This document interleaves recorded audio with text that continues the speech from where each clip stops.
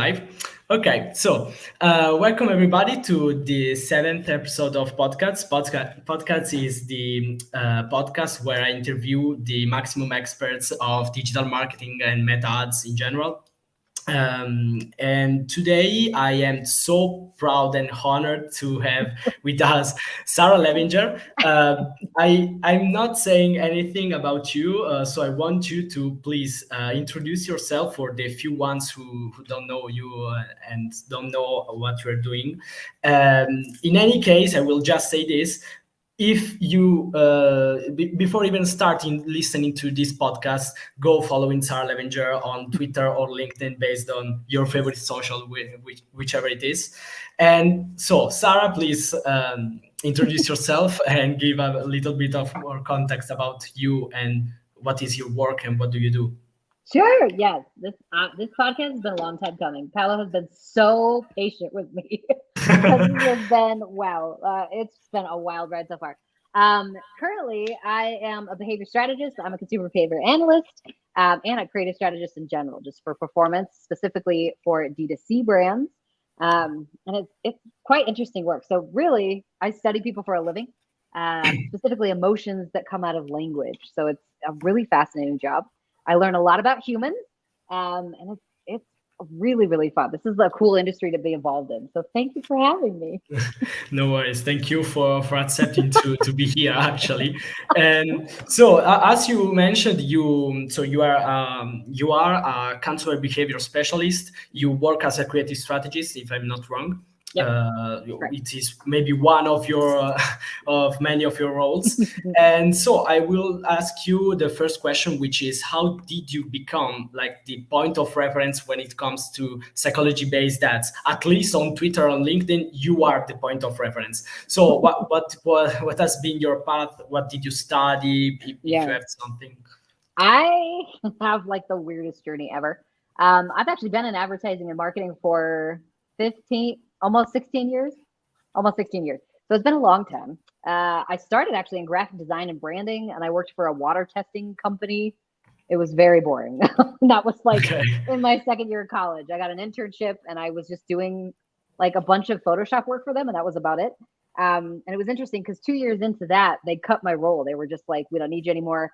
We're just not going to have this position paid on staff. But if you want to, you can go and just like create your own business, and then we'll hire you as a contractor. And at the time I was like, I'm 20. Like, I don't know how to build a business. Like, okay.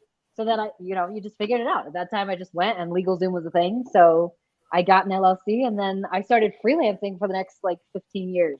And it was interesting because I kept having customers come in and ask me, do you know how to do email marketing? Do you know how to do WordPress websites or Facebook ads? And every time I was like, yeah, absolutely. And I had no idea how to do it. Like I've never done it before in my life. So I had to learn how to do it. And I went to the library of all places. So I would pick up all these big books on marketing and understanding all these different tactics. And in that section was a bunch of psychology books. So I started learning about consumer behavior and, all these different like economics and finance and like consumer psychology. And it just kind of exploded for me. Like for the next 10, 15 years, I just studied as much as I possibly could on my own, just because it was interesting. Like I just really liked psychology. I'm entirely self-taught just based upon whatever was at the library. And if you've ever been to like an old school library, it's just textbooks from the 80s. That's basically all that's over there. So I read a ton of textbooks, lots and lots of really interesting things on how the human mind works and neuroscience, blah, blah, blah. I didn't ever really use it outside of just, normal marketing tactics, because I was in kind of generalized marketing, until I fell into paid advertising. And that, again, was not on purpose. I had a customer that was like, do you run Facebook ads? And I was like, yeah. So then I went to the library so I could learn how to use it and how to do it. And then accidentally got on Twitter. And that happened because of COVID.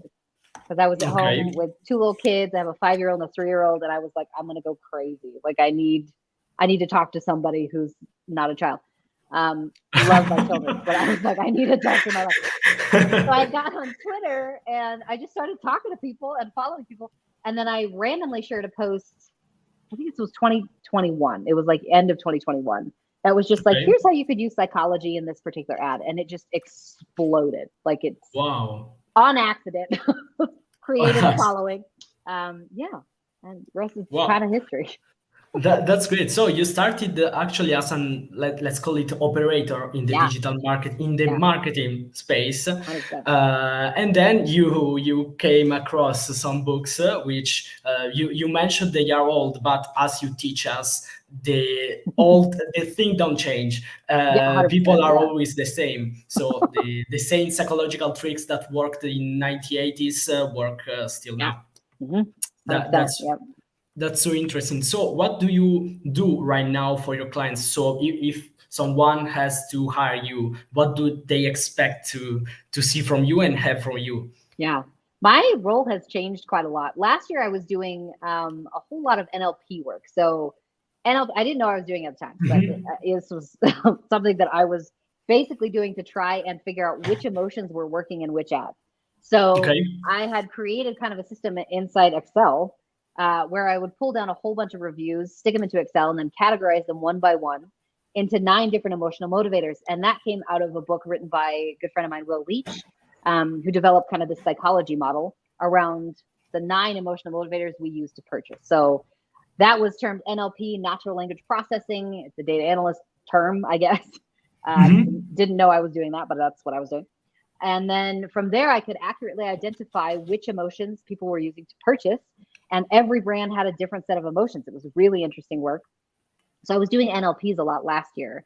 This year, it's kind of morphed a little bit. And now I basically do straight just training. So I teach a lot, Mhm. specifically with large scale agencies, large scale brands that come in and actually teach people about the psychology Okay. of how you purchase things, what consumers want, how to track trends on things so you can accurately identify which ads to run and when.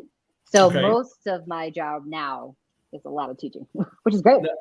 I love it. Okay, that's great. That's great. And also, you mentioned that also in a tweet that you tweeted yesterday that creative strategists are maybe the closer to what you are doing. Is that correct? Yes. Yep. The role of the creative strategist. Okay, Hmm. so and here comes the question, because here in Italy, at least for here in Italy, it is not that recognized Mm. as a role. So the Yeah. advertiser is also a creative strategist, and maybe people take that for granted. So they say, okay, why should we need a creative Yeah. strategy? Yeah. So what is the difference between a advertiser and a creative strategist? Oh, this is such a good question. I am kind of changing my stance on this just a tiny bit. Last year, Okay. I was very much like creative strategy. This is the role. Like everybody needs one. It's super important.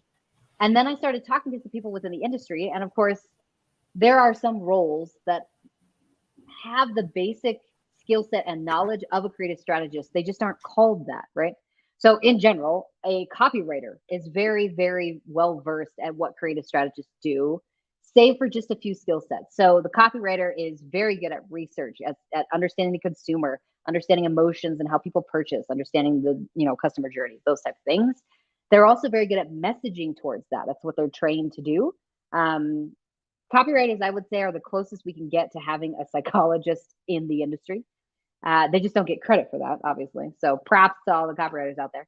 Um, the toughest part about that is copywriters do not usually have performance knowledge, right? So they don't have metric knowledge. They have never done paid advertising. They write the messaging based upon the research and then give it to the media buyers who then place it into an ad and run it, right? So I think creative strategist was kind of born out of this need for somebody who can do both creative and the actual like technical knowledge of the work. So my stance has changed a little bit. I do think creative strategy is still very, very, very important. I'm not entirely sure that we need to have a completely new role built for that. I think media buyers can be creative strategists. I think copywriters can be creative strategists. I think you can do both because it comes down to what your skill set is and how attuned you are to people. So that's kind of where I stand now. Yeah. I totally agree. So when I discovered you and your videos, your interviews, most of all, because as you also said to me, YouTube is coming soon, but you don't have some native content generated by you so far. You said that it is very, very important to watch to the ads from another point of view, not only to okay maybe which angle is working, use UGCs versus statics. Let's see what is the real content in the ads, what emotions and Exactly. psychology like Yeah. tricks are involved in that process. And so I was really, really impressed by a phrase that by a sentence that you said in a podcast, which I don't remember, unfortunately, where you said something that really stunned me. And I said, okay, I have to reconsider everything that I've learned so far. You said that when you turned from like ad set based on angles to ad set based on emotions or psychological traits, you reduce the CPA by 35%, something like that. Yeah. And here comes, of course, the questions that everyone may ask you by now. How do you understand and how do you find the psychology-based angles to find and to use in the ads? Yeah, that's such a good question. So this stems from last year when I was doing a lot of NLP work, where I was basically just categorizing people's like language that they were using, right? So I was categorizing a ton of reviews, just thousands and thousands of them, and I just read so much that you start to notice common words are used over and over and over by people. So often in the beauty industry in particular, there's a lot of this like glam or chic or like words will get regurgitated a lot. If you're in like apparel, or especially in like athletic apparel, cute, comfortable, stylish, those words will get reused a lot. So as I was going through and categorizing all of these, it was very easy to see not just like the benefits and the features of what people wanted, but they would attach it to an emotional word, right? So instead of just saying like, these are super comfy, they would say a longer phrase, like, these are so comfy that it just makes me want to stay in my house all day, right? And like, just enjoy being a human. So it was very much self-love that came out of it, right? So as you start to read and process what people say, oftentimes you can tell exactly what emotions are attached to which benefit, which makes it a lot easier to develop ads. Because in general, we used to do angles, which was very much focused on, we're going to do, I don't know, 20 something moms. We're going to do golfers. We're going to do, basically attributing a label to somebody, but we didn't have any emotion inside of that label. So it was just going after, I don't know, people who do karate, or like fashionistas. We didn't know why they purchased. We just knew that they did. So angles used to work when we used to be able to retarget really well, because people would see enough ads that the familiarity of it would be increased quite a bit. Nowadays, because we can't retarget anything and the creative is the only thing that can target people, the only way that we can target now is through emotional language. So hopefully that makes sense. That's great. Yeah. So you basically said that you take, like, you see if there's any overused word or commonly used word between all the reviews and so on, and then you try to develop from that. You start from that from there to like develop some copies, and then as a consequence, the psychological angles connected to that words, to those 100%. Words. And as you said correctly, we are making like the targeting starting from the creative. So I saw sometimes ago a post. I don't remember also here who was that, but it showed that how by clicking on the image, which opens like with the right button of the mouse, and you can like see the source and see all the code involved in that creative. It showed that Facebook was able to recognize which what was represented in the image, and that is incredible because as we know, the targeting has been limited through since 2021. Yeah. because of iOS 14. And as you said in the last tweet, which I was mentioning before, in which I will read again, you said, it's been almost 3 years since iOS 14 dropped. The need for humans who can successfully fill the performance creative strategy role is massive and will only continue to grow. So why aren't there more creative strategies?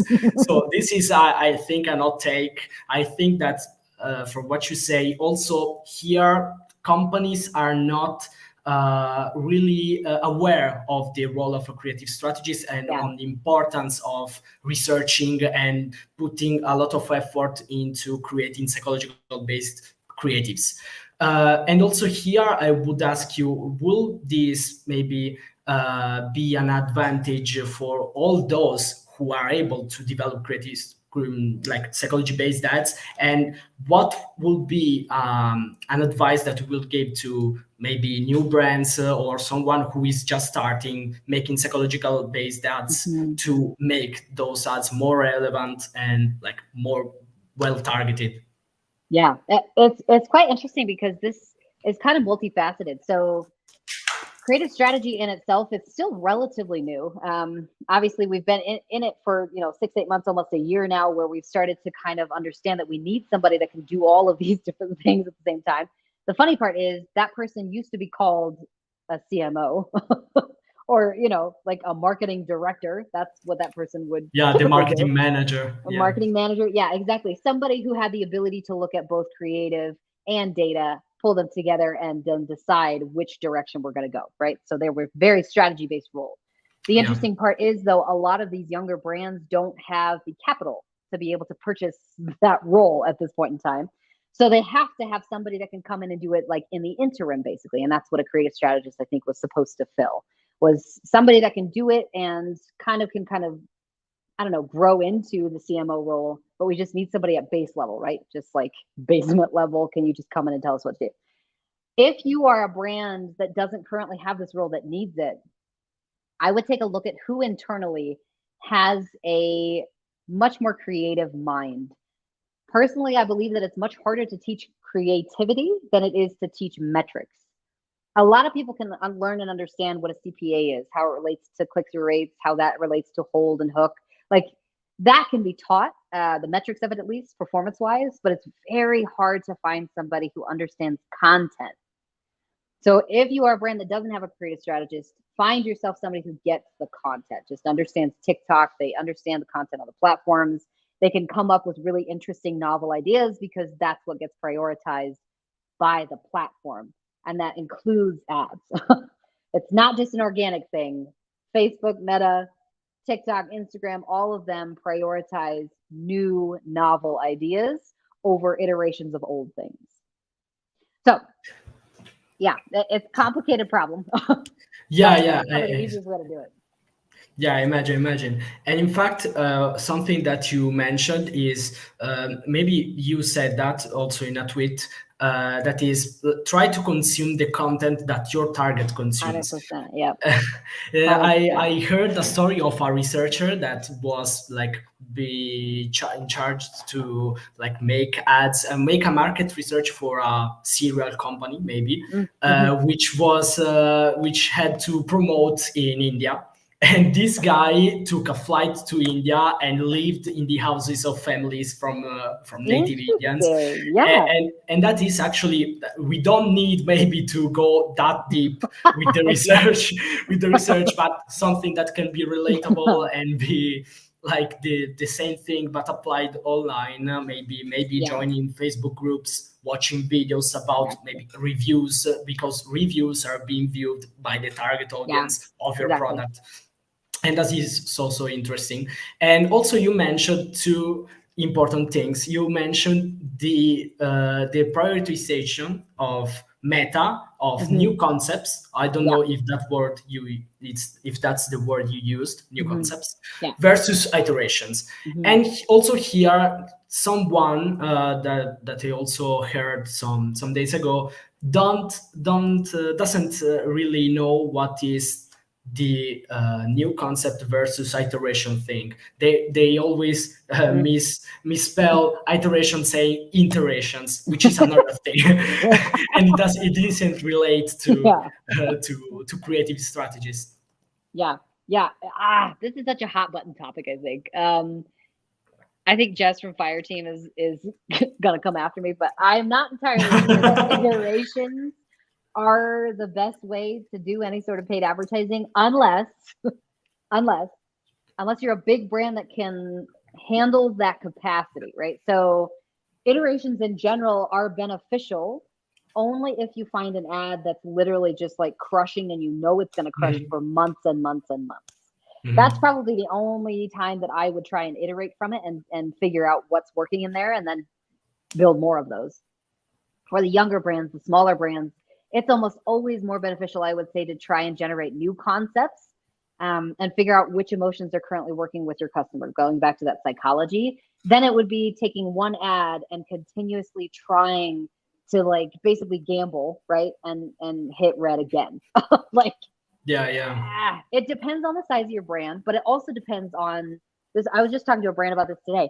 It also depends on where you make your money. And this goes down into a little bit of brand finance that I don't think any of the operators have a whole lot of understanding of, which we need more education in.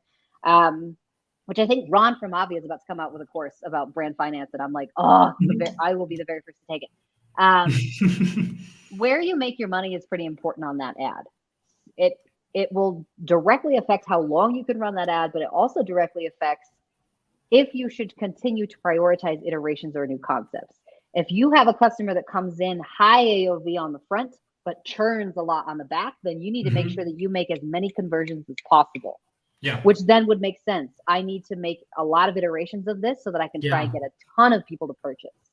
If you make your money on the back end, like AOV is kind of lower, we have, a lower conversion set, but once we get people in the door, our LTV is massive on this side. It makes more sense to me to continue to test new concepts and try and build basically like brand loyalty than it is to make quick wins on the front. It just depends on where you make your money and how that customer lives inside your ecosystem. If they're here for a long time, I'm not sure iterations are going to do much for you because we're not really going for large scale conversions. We're going for keeping customers. So it just, I don't know. It just depends. Like I said, Ron would have more knowledge about it than I would, but it depends. That's a very, very interesting point of view because I was about to say okay, why shouldn't we run both? As also Barry said, iterations and new concepts. But as you said, and that's something that I'm seeing also on my accounts, if you have like a single product store or maybe a product that doesn't need to be renewed or repurchased over the time, or it doesn't have a very, very large catalog, it is useless to like ignore working ads and start with new concepts. That those are working, and try to scale like that concept. Well, if you have, of course, maybe you are break even on the first purchase, but you have a high end back end value, you should focus on making new concepts in order to maybe also increase the AOV and try to maybe be profitable at first purchase. I would say. That's great. Thank you. And I would go with the last question, which is, of course, many people are saying, okay, that's so great. Thanks for all the knowledge, but how do I apply this, and where can I find maybe some inspirations? I know I'm revealing something that I wanted to keep secret, which is your foreplay, but actually I bet it will be one of the main sources of inspirations that you would recommend. But if you have anything that you would recommend. I 100% of the time I try really, really hard to remember that I'm not nearly as good at conceptualization as I think I am. And that keeps you a little bit like humble, right?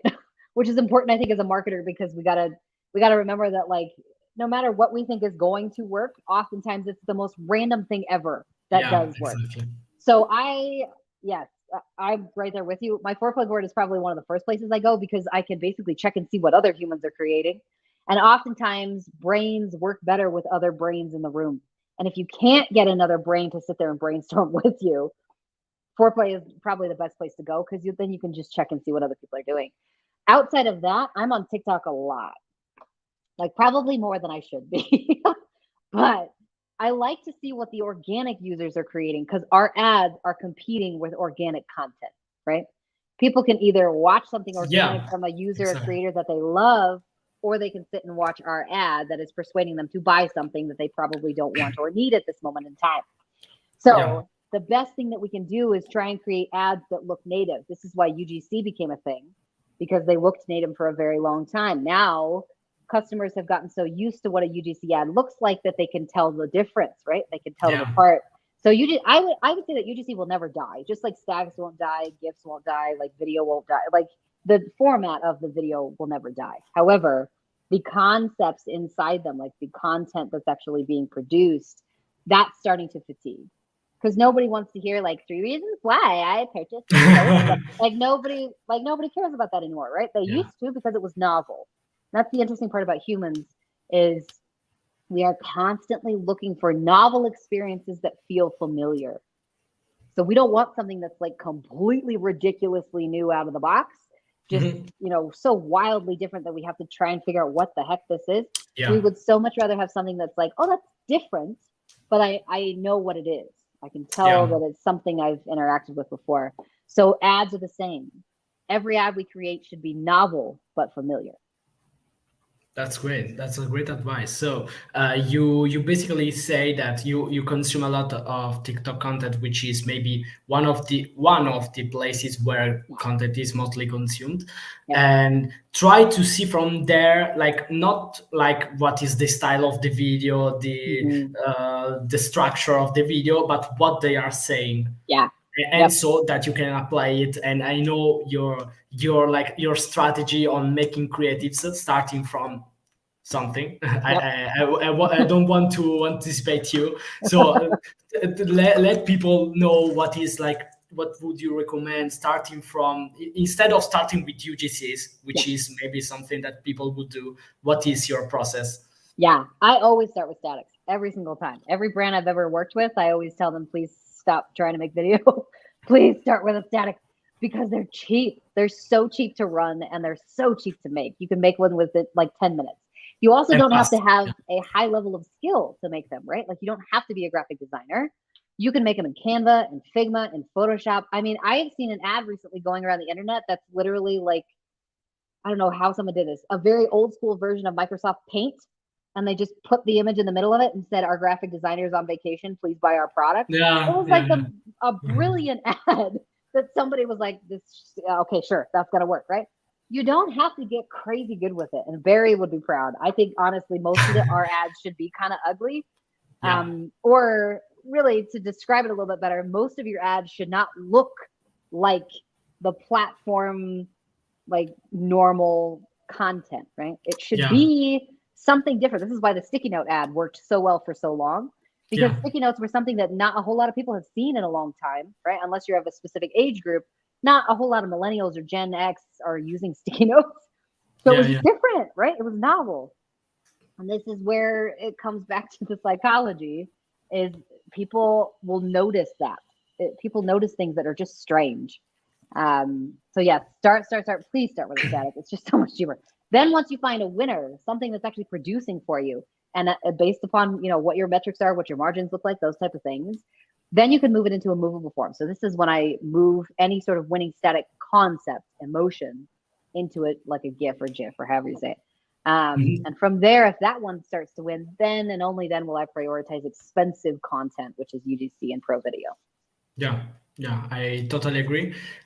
So it came out from my mind another question, which is you sent me that, but I think it has been updated. But what is the one book that you would recommend for everyone to for a starter? I would say Yeah.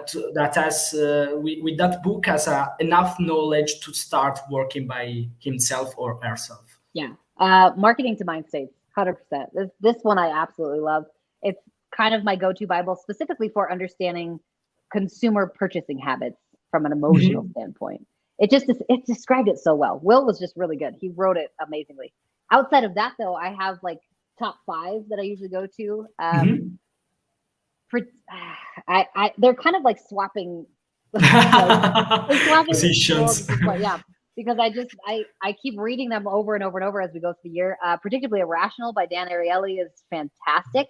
One Okay. of my favorite ones, just because this one goes deep into how people make decisions and how Yeah. the subconscious comes into play when we actually like go about our lives, our daily lives. That one's fantastic. Misbehaving is very deep into the economics of how Okay. culture actually purchases things and moves through buying decisions. That one is bonkers though. Like if you enjoy dry, like very textbook style reading, I think that one's amazing. And then after that, oh my gosh, I'd have to look it up on my phone, but those are probably top three right now. So That's great. That's great. I also read Factory of Choice. I don't know if it's in your so list. good. So Yeah. yeah, that one was so good. Any of those like choice architecture books are just really powerful for anybody in paid advertising. That Yeah. was a Yeah. good one. Hmm. I totally agree.